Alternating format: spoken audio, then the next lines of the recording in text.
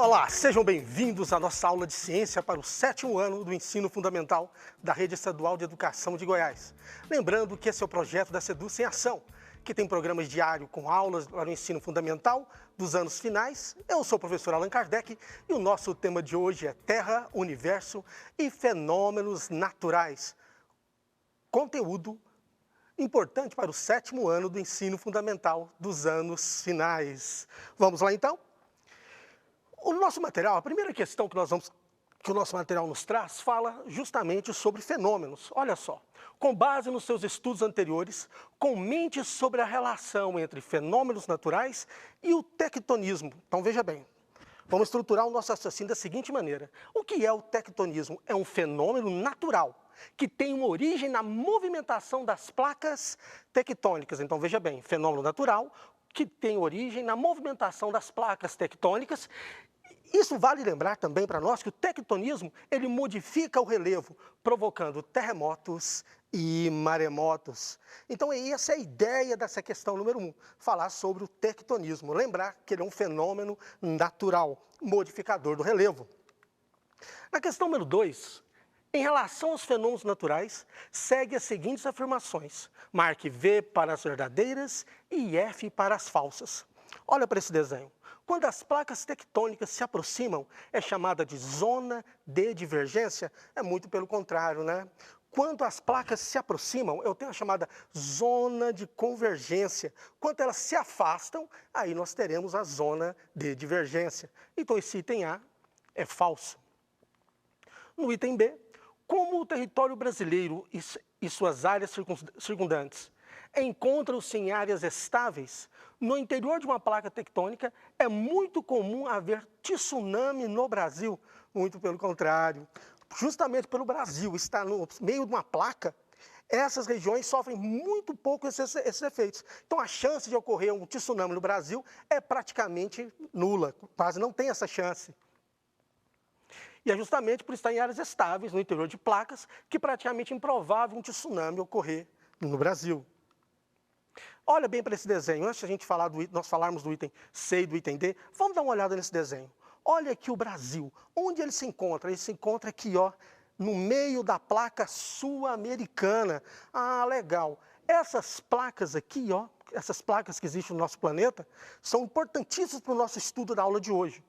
Como o Brasil está aqui no meio dessa placa, ele está numa área de grande estabilidade. Ele está longe das bordas. Ah, que interessante. Então vamos para o item C agora? A parte central das placas tectônicas tem uma certa estabilidade. Perfeito. É uma estabilidade em relação à sua borda, principalmente as partes que estão mais próximas da zona de divergência. Perfeito, esse item está correto. O item D. Pelo fato do Brasil estar situado no centro da placa sul-americana, está aqui, que atinge até 200 km de espessura, os sismos nessa localidade raramente possuem magnitude e intensidade elevadas. Perfeito. Quando acontece algum sismo no Brasil, é de pouquíssima intensidade, pouquíssima magnitude. Isso tudo se deve ao fato do Brasil estar localizado aqui, ó, mais na região central da placa sul-americana. Então, o item dele é verdadeiro. Brasil e a localização. Perfeito? Essa imagem é muito importante, gravem bem ela. Só de você perceber essa imagem, você consegue entender e acertar e resolver um monte de problemas envolvendo essa parte da disciplina. Existem áreas mais instáveis, que comumente sofrem com terremotos fortes. Por que isso acontece? Veja bem, acabamos de sair de uma questão falando de áreas estáveis. E agora nós estamos migrando para uma questão que envolva áreas instáveis. Olha que legal. Aqui eu coloquei um desenho, uma foto do terremoto que aconteceu no Japão em 2011. Um bombeiro salvando um senhor. Vamos entender o que acontece. Antes de mostrar essa imagem, resposta. Porque estão em áreas próximas às bordas das placas tectônicas, que podem se chocar quando se movimentam. Exemplo, olha o que acontece com o Japão. O Japão está localizado entre várias placas tectônicas, entre elas Eurasiana, Filipinas e Pacífico. Japão, placa Eurasiana, Filipinas e do Pacífico. Interessantíssimo, né? Por isso que eu te falei, se você perceber essa posição do Brasil e dos países em relação a essas placas, conseguimos entender como que surge, como que esses países sofrem influência de terremotos, desses abalos sísmicos. Questão 4. A parte mais externa do planeta, chamada de crosta terrestre ou litosfera, é formada por rochas em seu estado sólido e não é contínua ao longo de toda a extensão do planeta, ou seja, ela é quebrada em vários pedaços. Olha essa imagem aqui, mostrando esses pedaços como se estivessem conectados. Sim, são ideias de quê? São as imagens de quê? Das placas tectônicas. Esse é o gabarito da questão número 4, placas tectônicas. Questão 5. O movimento ocasionado pelo choque entre placas de Cusco e as sul-americanas, a sul-americana ocasionou o surgimento, olha para esse desenho, que desenho interessante. Mais precisamente, o choque da placa de Nazca com a placa sul-americana fez surgir quem? Cordilheira dos Andes. Fez surgir a Cordilheira dos Andes. Fácil, né? Fácil entender o movimento das terras, das placas convergentes, elas batem, sobem e formando e dando origem a uma cordilheira, no caso, Cordilheira dos Andes. Questão 6. Em 1915, o meteorologista Alfred Wegener apresentou à comunidade científica uma ideia bastante polêmica. Os continentes atuais, num passado bem distante, faziam parte de uma única massa de terra, que ele chamou de Pangeia. Ao se mover, essa massa de terra se rompeu, originando os continentes, até chegar à situação que conhecemos hoje. Essa hipótese ficou conhecida como a deriva dos continentes. Wegener se baseou em uma série de observações que, para ele, tinham caráter de evidências, ou seja, provas de suas ideias. Cite algumas evidências que Wegener utilizou para argumentar em favor da hipótese da deriva continental. E aqui eu trago para vocês um GIF, né, mostrando justamente isso que aconteceu. Olha como a América está encaixada aqui, ó, no continente africano. Então, a semelhança, uma boa justificativa, seria o aluno argumentar na semelhança da costa leste da América do Sul com a costa oeste da África.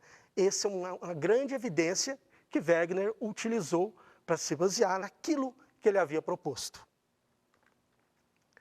O atrito entre placas tectônicas vizinhas libera uma quantidade de energia muito grande, provocando uma grande instabilidade nas regiões próximas às bordas das placas. Por isso, nessas regiões, ocorre o maior número de... Eu trouxe essa imagem para poder ilustrar muito bem isso que nós estamos falando, dessas placas tectônicas. Olha o movimento das placas convergentes, indo na mesma direção, das placas divergentes, se afastando. E esse é um movimento transformante, onde as placas estão em uma lateralidade, esbarrando uma na outra, se movimentando uma em relação à outra. Todas essas placas, esses movimentos, podem dar origem a terremotos e vulcões. Selecione a alternativa que completa as lacunas das acusações seguintes. Wegener defendia que no passado havia apenas um único continente, termo que significa toda a Terra. O termo que significa toda a Terra é Pangeia. Com a sua lenta fragmentação, formam-se então dois grandes continentes, a Gondwana e a Laurásia. Então, Pangeia, Laurásia e Gondwana. Tranquilo? Fácil essa questão? O desenho ajuda, não é isso? Importante. Organize as palavras do quadro abaixo e revele a frase relacionada com a teoria da tectônica de placas. Que, ó, tem estabilidade as placas central, das uma parte certa, borda tectônica sua relação a. Agrupando, organizando e orientando da maneira mais lógica, nós temos a seguinte frase. A parte central das placas tectônicas tem uma certa estabilidade em relação à sua borda. Em resumo, é isso. Você lembrar que, no caso do nosso país, está no centro da placa sul-americana, conferindo ao Brasil uma grande estabilidade no quesito movimentos sísmicos. Tá certo? Muito obrigado, estudantes. Fiquem ligados. Amanhã teremos aulas para os alunos do 8º ano do ensino fundamental de língua portuguesa e geografia. Lembrando que o Seduc em Ação, transmitido também pela RBC FM 90.1 e pela Rádio Brasil Central AM 1200. Forte abraço, vida longa e próspera a todos e até a próxima.